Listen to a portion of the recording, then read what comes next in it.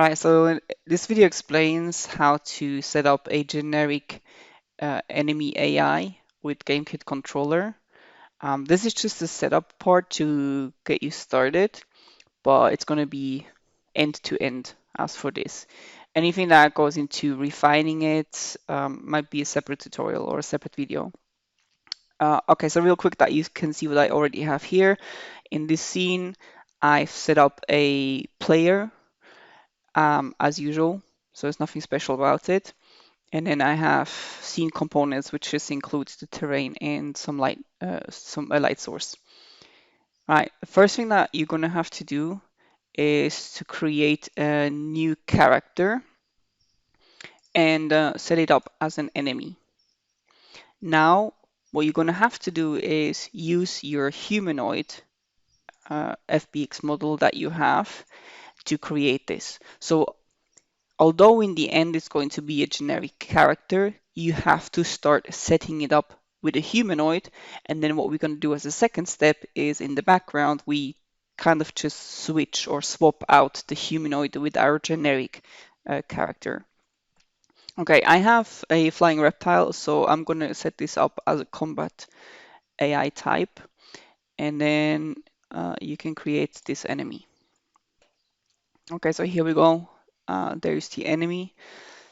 Just one thing that I actually like to do is to set all the coordinates to 0, 0, just because I realized when I create the generic model inside of it, it's generally placed at 0, 0, 0 coordinates, and so that we're not going to end up with a mess. I'll do this. Okay, let's just have a quick look what we've created here.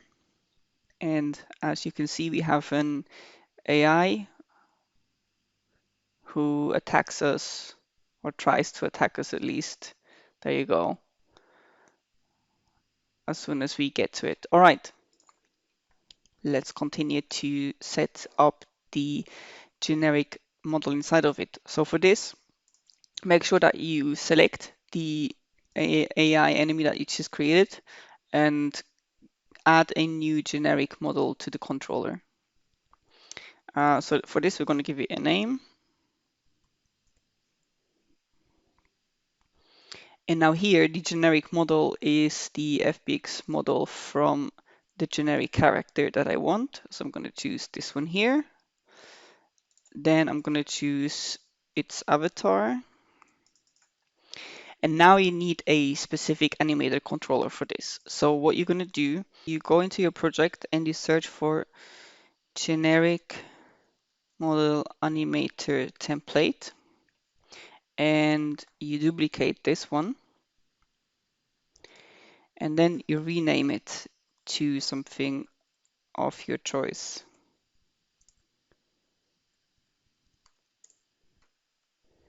Okay, now search for this. And we're going to put this in there. Then click on Create Character. And now in your AI enemy, you go to Other AI Systems, Elements Used by Other Components, Custom Character Controller Manager. And now you can see in here the custom character controller for what we've just set up. You can see that the animator is on here. What's important is open this one more step, and then there is the model itself. Here as well, you want to drag in the very same animator controller that you just created. Okay, let's activate this here so we can see where it is. That's perfect. Now we have to go to step number 2. And that's setting up the animator that we created here. So click on the animator itself and then go to the animator window. So in here you have states, modes, and additive. I'm going to focus on states and modes. In states is where you can set up all the walking animations and running. And then in modes is where we can set up the attacks. So in here under states, going to locomotion, grounded, locomotion, and now we have a locomotion tree here. Click on it, and this is what you'll see. So When I saw this the first time as a beginner, I was a bit overwhelmed. Don't worry, it's actually super easy, okay? What you've got here is you have a horizontal plane, so it's almost like you're looking down onto a terrain here at the moment, okay? The red dot here is you, and from where you are, you can obviously like move in different directions. Then bring your attention to this table here. In here, you have a position X and a position Y.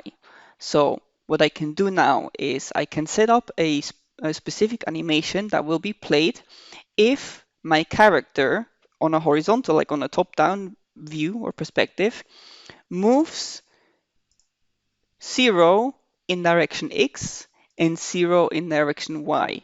In other words, it doesn't move at all. So it's going to be my idling animation. If, on the other hand, it moves by 0 in the X direction, which is left and right, but it moves by 1 in Y direction, which is forwards and backwards, then it moves forwards. And so I can add the or assign the walk animation. And so so for example, if it goes -1 on the left-right axis, then it walks left. And if at the same time it walks uh, 1 forward, it also walks 1 forward. So that would be a walking left animation, right, which is different from if we have -1 to left right, but 0 to front back, then it just means it turns, right? Okay, so let's set this up, and then obviously negative numbers just means that it goes backwards. Okay, you can actually also follow the tutorial from 2Cubes where it sets up the generic controller, and you can just plug in the exact same animations in the very same spot, because these numbers that you have here, this table is already set up in the way that it is in his tutorial, but you can equally just follow this video to see what goes where if you're still unsure about what all of this means. Okay, so I'm going to set this up now. Okay, I go into my animations, and then we have 0 and 0, which I set is idling.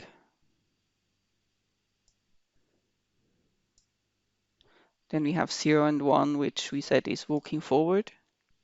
Then we have -1 on the left-right axis and 1 in front. So for me, that would be to walk left. However, I do not have a such animation. So in my case, I'm actually going to just use turn left and then turn right. I guess you could also like use the just walking straight animation in there as well. Okay, then I'm gonna have turn left and turn right in here again. Now, when it says 2, what you do is you assign the running animation. So it's exactly the same thing. So here we have run, and then I again do not have a run left or run right animation, so I'm just gonna use my turn animations here again. And then here we have the backwards walking animations. Again, I do not have them, so I'm just gonna put in the walk and again my turn left and turn right animations. Okay, and that's it.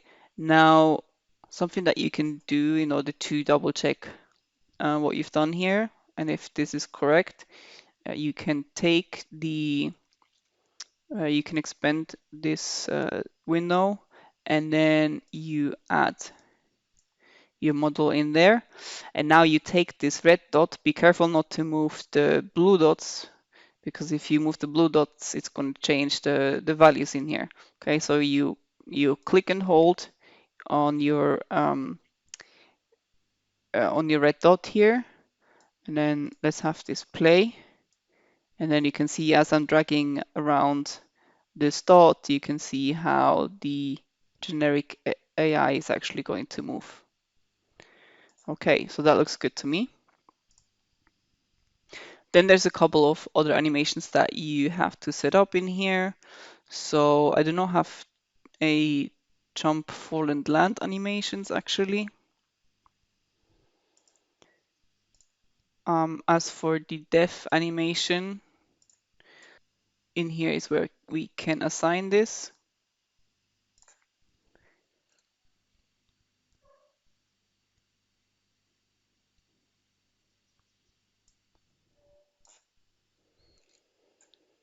And then I do not have swim animations. Okay, so let's go into the modes. And then here we have attacks. Okay, so here I have this animation. I only have one attack animation on this model. Then we have damage. So damage from left, I have a hit animation left. Damage from right, hit right.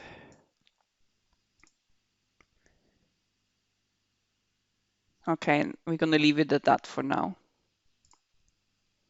Okay, now we're almost ready to test this out. The only thing that we have to do now is to make sure that when Unity goes into runtime, that we actually only see the generic model and not the humanoid anymore.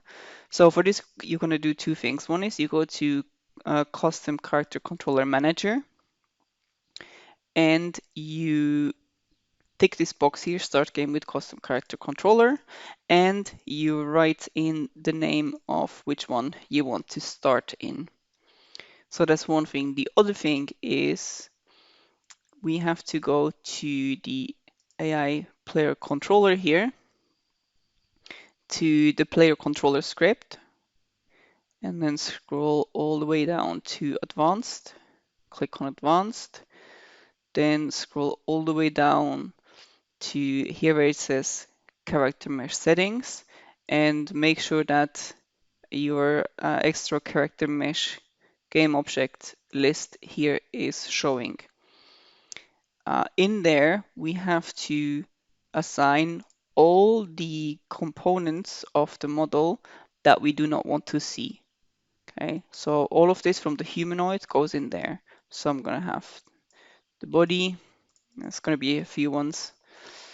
Body, eyelashes in this case, hair,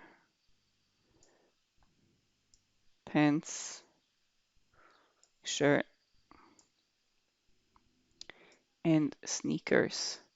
Okay, so what this does is it makes sure that these components are hidden when this enemy is in the mode to display the generic AI. Okay, there's one more thing that we have to do, and for that I need you to go back to the custom character controller that you created and go to the bones list here. And now we are going to allocate all of these bones into there in order to create a ragdoll.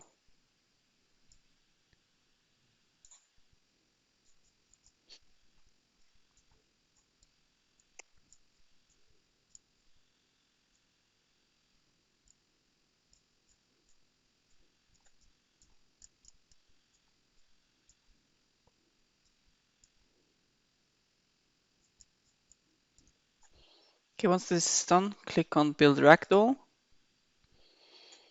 And then let's activate the gizmos. So basically, you want to make sure that you first adjust the size of all these colliders. But once that's done, you should be finished with setting up the AI.